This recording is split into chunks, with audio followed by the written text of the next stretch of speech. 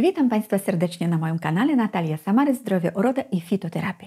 Dzisiaj Wam przedstawię kilka bardzo prostych, bardzo skutecznych, domowych zabiegów, które można samodzielnie wykonać jako uzupełnienie każdej kuracji, którą stosujecie na choroby skóry, takie jak egzema, łuszczyca czy atopowe zapalenie skóry. Wśród tych kilku różnych zabiegów warto wybrać te, które będą Państwu najbardziej odpowiadać. Trzeba popróbować, bo każdy człowiek jest inny, każdy organizm jest inny, każda choroba też jest inna i inaczej będzie się objawiać. Ja jedynie podzielę, tak można powiedzieć, te choroby na dwie grupy. Jedno to są choroby o takim podłożu mokrym, można tak nazwać, mokre zmiany. To znaczy takie, które przy pęknięciu na skórze pojawia się wyciek takiego płynu, takie osocze albo takie drobne pęcherzyki widzimy pod skórą. Wygląda tak, jakby były wypełnione wodą, a dopiero później jakieś strubki z góry się pojawiają. Jeżeli to są takie mokre zmiany, to będą przydatne inne zabiegi niż te, które polecamy na zmiany bardzo suche, kiedy skóra jest niesamowicie wysuszona, pęka, aż pojawia się takie krwawienia, szczególnie jak ktoś rozdrapuje, takie łuski z góry swędzące się pojawiają, chociaż nie zawsze takie zmiany mogą swędzić, ale widać, że skóra jest bardzo mocno łuszcząca się. No to są zmiany suche i trochę inne rzeczy trzeba będzie zastosować. I dlatego numer 1 to jest sudokrem. Myślę, że bardzo znany wielu osobom, bo jest to krem, który jest polecany niemowlętom, małym dzieciom, a też osobom dorosłym na różnego rodzaju otarcia, na potówki, na jakieś takie zmiany podrażnieniowe na skórze.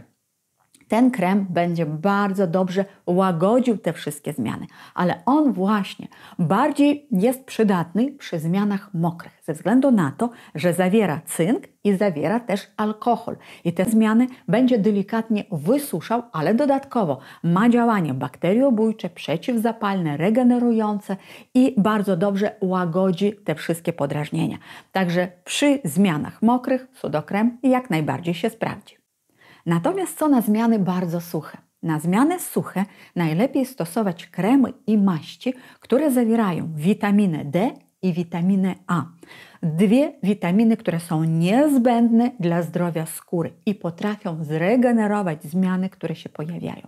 Jeżeli chodzi o witaminę D, to oczywiście oprócz tego, żeby smarować krem zawierający tą witaminę, to trzeba ją suplementować do wewnątrz. Ogólnie o suplementacji, o różnych ziołach, które warto stosować przy łuszczycy, przy egzemie, przy chorobach skóry, to ja mówiłam w innym nagraniu, bo choroby skóry wymagają kompleksowego podejścia. Dlatego zwróćcie uwagę na to nagranie, tu widzicie go w rogu i ja link zamieszczę w opisie pod tym wideo, bo jeżeli Państwo subskrybujecie mój kanał, jesteście na bieżąco, to na pewno go widzieliście. Jeżeli nie, zapraszam do subskrypcji i do oglądania wideo na tematy, które Was interesują.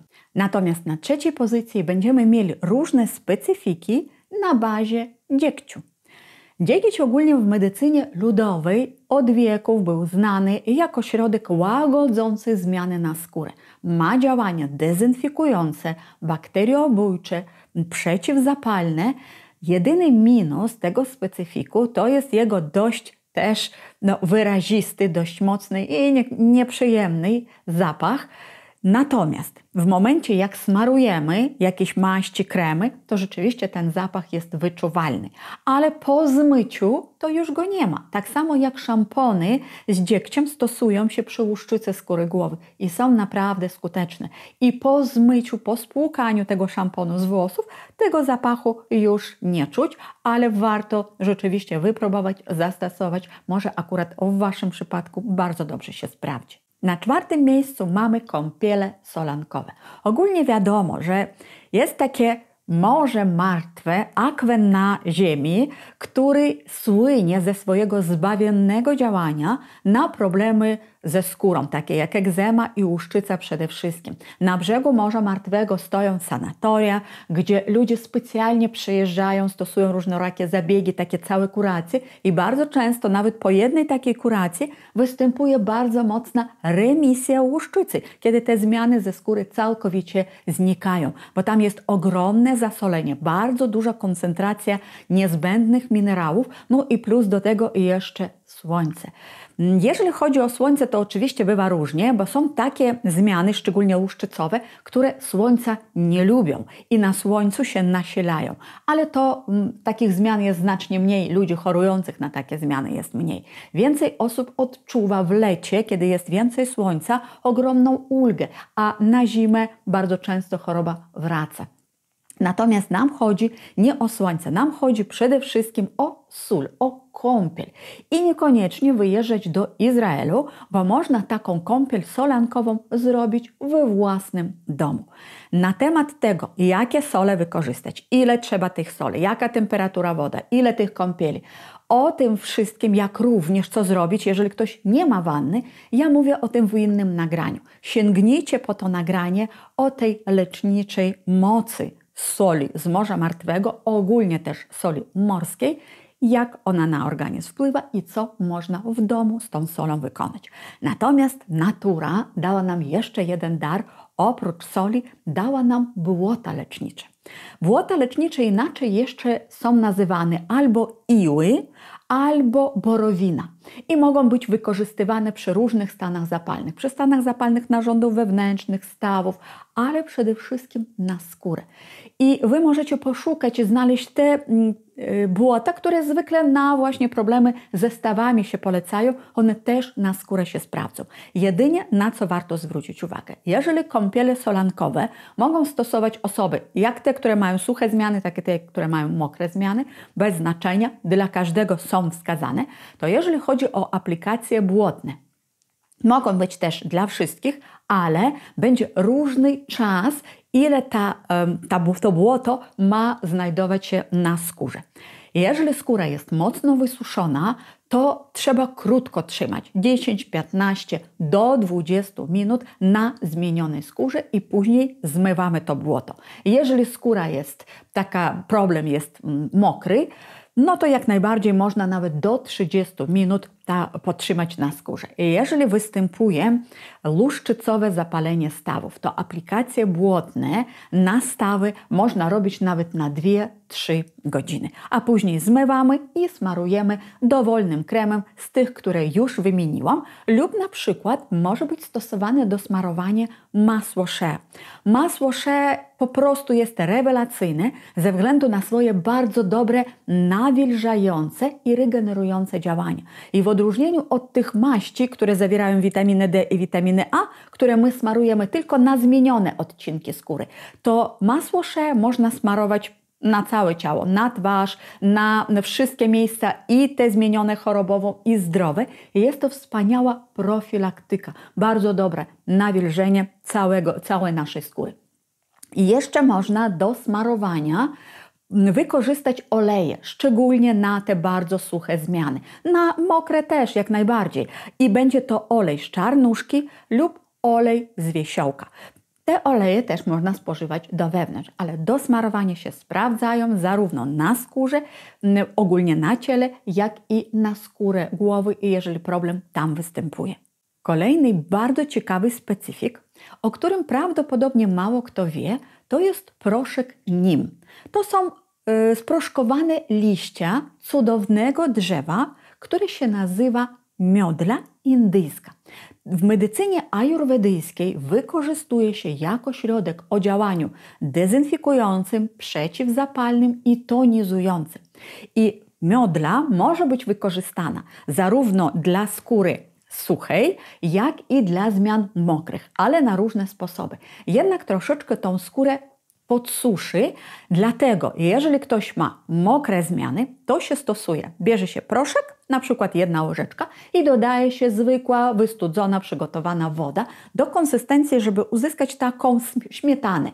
I po prostu te zmienione miejsca smarować na 15-20 minut i później trzeba to spłukać. Natomiast jeżeli zmiany są bardzo suche, to wtedy też możemy posmarować, ale robimy taką papkę, taką maść nie z wodą, tylko z masłem. Zwykłe masło, ciepłe, roztopione, do tego łyżeczka proszku, mieszamy do takiej konsystencji śmietany i smarujemy na zmienione miejsce, też na 15-20 minut. I takie smarowania trzeba robić 2 razy dziennie. Jedynie zawsze, kiedy stosujemy takie egzotyczne rośliny, nam nieznane, które nie zna też nasz organizm, nie wiemy jak zareaguje, pamiętajcie, by zrobić próbę alergiczną. Robimy wtedy małą ilość tej maści. Odrobinę bierzemy na końcu noża tego proszku, bierzemy trochę wody lub masła, mieszamy i na najbardziej delikatne miejsca smarujemy w kilku punktach. Jeden punkt to jest tu na szyi, zawsze mamy bardzo delikatną skórę, na ręce, ale też w którymś jednym miejscu na skórze zmienionej. W kilku miejscach takie drobne kropeczki stawiamy, patrzymy co się dzieje po godzinie, najlepiej też co się dzieje po 24 godzinach. Także jeden dzień ten można po prostu zostawić sobie na takie sprawdzenie, jaka jest reakcja. Jeżeli pojawi się zaczerwienienie, swędzenie, no to znaczy jest reakcja alergiczna i wtedy nie stosujemy. Ogólnie nie spotyka się jakoś bardzo często taka reakcja alergiczna, a jednak to się zdarza. Dlatego warto sprawdzić. I kolejny sposób na dzisiaj, taki, który może kogoś zaskoczy, ale naprawdę jest rewelacyjny, sprawdza się i warto absolutnie zawsze korzystać, jakie by problemy na skórze się nie pojawiały. To jest żel do higieny intymnej z kwasem hialuronowym, który tylko stosować będziemy na całe ciało, na wszystkie zmienione miejsca. Chodzi o to, żeby skórę bardzo dobrze nawilżyć. Kwas hialuronowy to jest kwas, który ogólnie występuje w każdej komórce naszego organizmu, w tym w naszej skórze. I nam niestety go bardzo często brakuje. Brakuje go z wiekiem, ale brakuje go też przy problemach na skórze, przy chorobach skóry. Dlatego takie dodatkowe nawilżanie jak najbardziej się sprawdza. Można nawet na zmianę raz na jakiś czas zastosować żel do higieny intymnej z kwasem mlekowym. To jest probiotyk, który normalizuje florę bakteryjną. Raz taki zastosować żel, raz inny, bo ogólnie, jeżeli skóra jest bardzo zmieniona, szczególnie jak jest bardzo sucha, no nie poleca się stosować żadne środki myjące. Musimy zdawać sobie sprawę, że one jednak też skórę wysuszają. Natomiast takie żele do higieny intymnej, które są przeznaczone do delikatnych śluzówek, na stany zapalne się sprawdzają, rewelacyjnie się sprawdzą na skórę. I teraz zobaczcie jeszcze parę wskazówek, bo ogólnie to są sposoby, które można zastosować. Jasne, że można wybrać jeszcze więcej, można mówić jeszcze o ziołach różnego rodzaju, tak jak mówiłam we wcześniejszym wideo, można robić też i maści z tych ziół i różnego rodzaju okłady. Natomiast na co chcę zwrócić uwagę? Pierwsza rzecz.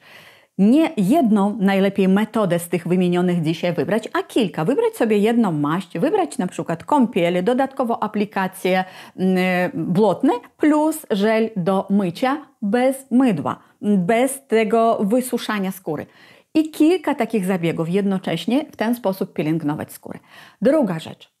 Pamiętajmy, że wszystko, co stosujemy zewnętrznie, to jest tylko dodatek. Najważniejsze odbudować, zregenerować organizm do środka. Choroby skóry wymagają takiego podejścia całościowego, holistycznego. O tym mówiłam we wcześniejszym nagraniu, o którym już wspominałam. Koniecznie stosujcie cały ten zabieg, to znaczy wszystkie te kroki.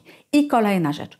Jeżeli stosujecie różne naturalne metody, ale jednak nie ma efektu, pamiętajcie, że trzeba udać się po pomoc do lekarza. To są nie błahe zmiany, że coś tam troszeczkę się pojawiło. Jeżeli nie będzie to leczone, nie będzie to wyciszone, to problemy mogą się rozrastać, mogą powodować bardzo poważne zmiany, mogą odbarwiać skórę i pojawia się taka zmiana jak przy bielactwie, takie białe plamy bez pigmentu.